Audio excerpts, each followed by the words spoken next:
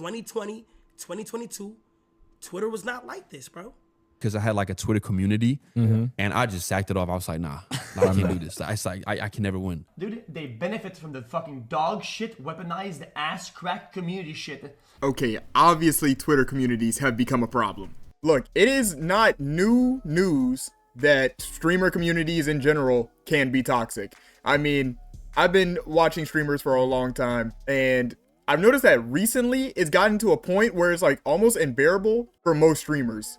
There are so many clips of different people talking about how comms can just be the most toxic and giant cesspool of negativity of all time. Now, I think the main reason that it's low-key got so bad is because Twitter communities have started to move like gangs or like whatever. And I understand that most of it is just like playful, like nonsense, but I don't think people understand that even that playful nonsense can turn into like actual feelings and things that people think about. Most of it is kids, bro. You know, you gotta understand that a lot of it is kids, and that this sense of community is something that's probably new to them, in all honesty. So they're sitting in this comms, they're like, oh, these people are under protection of this community. You know, we're beefing with these guys. If my streamer says he doesn't like this person, then, you know, we're gonna go over there, send hate, all this. But the problem is that streamers, like, they can't even like make jokes now because these kids will like go ballistic. So what ends up happening is, depending on how certain things are worded that streamers says, like, streamers have to be so selective and so careful of what they say now, because anything can get clipped out of context and become a straight up like just false news article, which is so dangerous, because what this does is just create a straight up just non-existent beef or non-existent drama. And depending on how far this drama gets misconstrued, it can just end up like creating a weird relationship for two streamers that probably actually have no real problem with each other. And it just becomes this giant problem that has to get addressed online because it started online, where streamers are explaining themselves for things they really shouldn't have to. Streamers, gang, we got to get our communication up better, bro. We learn shit from clips and just feelings, just change the way how we feeling about niggas. A simple conversation would fix so much shit, bro. And the reason I bring this up right now is because this is mainly because of this Adin Ross Kai situation. But since this video isn't really just about them, I don't really care to like dive deep into it. But for a long story short, a ton of people believe Adin and Kai do not like each other at all. And the reason this is, right, is because there was a clip, or really just a moment really, where Kai's whole chat is spamming Adin is calling, and Kai just kind of like blows it off, right? Rightfully so, because, you know, he could just be doing anything, right? I don't know what they were talking about, but they were just sitting there, they were all chilling, they were all talking in this clip. But the whole chat is spamming Adin's calling, Adin's calling. And then all of a sudden, all of Adin's community is just, oh, Kai acting fake, Kai's so weird, Kai's this, Kai's that, Kai hates Adin. And now I see them saying like, Kai should, you know, like Adin and do all this and talk about Adin and collab with Adin more. All because they're saying like Adin made Kai or whatever. And I'm like, let's say this is true, which honestly, I'm not really sure. I feel like Kai did a lot of his work himself. Even if this is true, you guys don't realize the community going in his chat, spamming, and then making these interestingly weird threads online are half the reason Kai probably doesn't want to talk about Adin. It may not be because they don't like each other. He doesn't like y'all, bro. That's the problem. But it's gotten to a point where it's like so toxic to where it can't be reversed. It can't be reversed. And me personally, bro, to a community that don't fuck with me and your closest friends that don't fuck with me, I'll be damned if I'm in an environment of where I don't feel wanted, bro. The whole drama is based off of these communities. And then I remember there was a time where Adin is like, okay, I'm deleting my Twitter com, you know, he was trying to, come back to Twitch or whatever. He's like deleting his Twitter com, clearing out his community, because he doesn't want to be associated with this like really bad part of his community. But at the end of the day, you have to understand you did build that yourself. I mean, you came up saying weird things, doing weird things, and associating with weird people. And in all honesty, and a lot of these people are changed now. I mean, a lot of these people I did not like to like even see pop up my feed. I mean, I wasn't even watching streamers that much anyway, but like a lot of them I didn't even want to see. Like Neon's reputation was terrible. Cuphum's reputation was terrible. Even a lot of Adin's reputation was horrendous. And you can, you know, make the argument they're changed now, but at the end of the day, it's the decisions they made coming up that affected them the most. I've said crazy shit, and this is all my fault. I'm taking full accountability. I mean, there's no denying that Adin Ross's community has been absolutely weird, racist, bigoted in almost every sort of way. You know what I mean? But unfortunately, you have to understand, since these people were there in like your early to mid career, that they built the foundation and they built what most people have seen you for.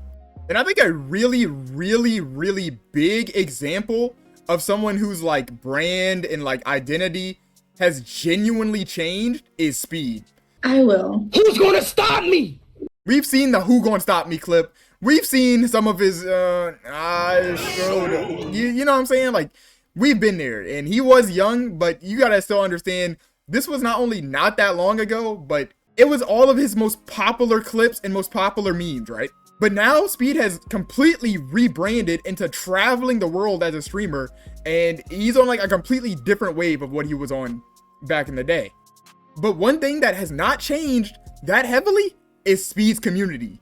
Most new people that like the new way of Speed, like the new travel content he does, they're not going to interact with his community because they are well aware of what his community used to be. Now, the problem lies where Twitter communities are actually like pretty important in general to have, because the idea and sense of community is what builds your strong foundation as a streamer. However, that strong sense of community is what gets a lot of people into that parasocial, idea, right?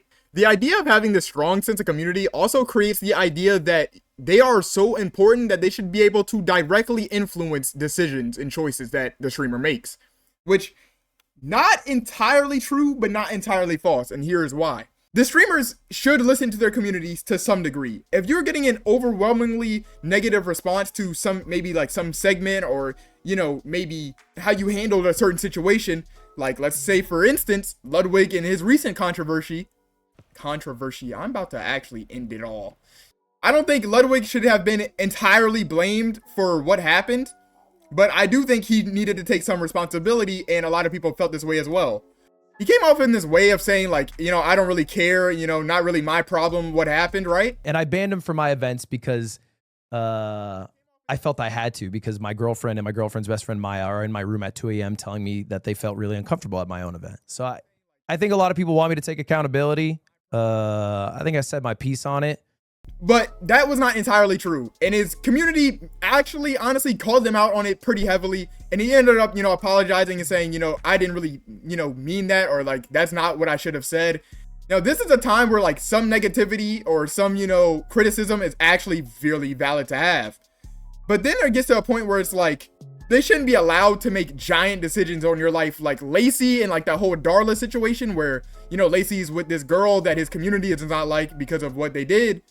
The whole community is calling him out like, no, you can't be with this girl. Why are you with this girl? I'm done. You're making a wrong decision, spamming L's, all types of like weird stuff going on, making tons of Twitter threads. I'm like, this is so viral over his decision to just be with a girl that he likes. It doesn't make any sense. I mean, nonsensical maybe, but we cannot act like it's some surprising topic or surprising outcome due to the way the situation was handled online. The way they handled the situation, like when Max and Ron came in his room, sat him down after they found out he was talking to this girl again, right?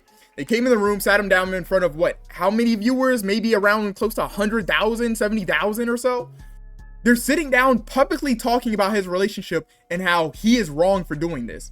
The problem is they are allowed to do that because they know him. They're friends with him and they want the best for him. But it is not your right to be like, you're wrong for this. It's not your relationship. You don't know what's going on behind the scenes, and you don't know him personally at all. You have no input, and you shouldn't have any input. While it doesn't necessarily matter, it still affects Lacey's head. He's like complaining about his Twitter comment and whatnot, and how they need to hop off his tip and everything. And honestly, this kind of all goes back and ties into the idea that a community will never be 100% happy. And I feel like streamers lose their minds trying to make the majority of people happy. I'm sorry, but it just won't happen. One of the most demoralizing and weirdest things I've ever seen was the whole cutscene trend. When people would simply say, skip this cutscene, yo, press X, skip this cutscene, mute them, whatever the case may be. This would happen because somebody would walk on stream and simply start a conversation with the streamer. Are y'all serious? Y'all can't be dead ass. Like, you can't be. You know how weird it is to be like, get your friend off the stream. Do you understand how stupid that sounds? How crazy that sounds? It's just a giant cesspool of negativity. Anyway, I'm kind of running out of topics to talk about on this rant. I'm way over the time I was gonna hit for this video probably. So I'll catch y'all later. And honestly, clip channels, I'm on y'all next because y'all are terrible too.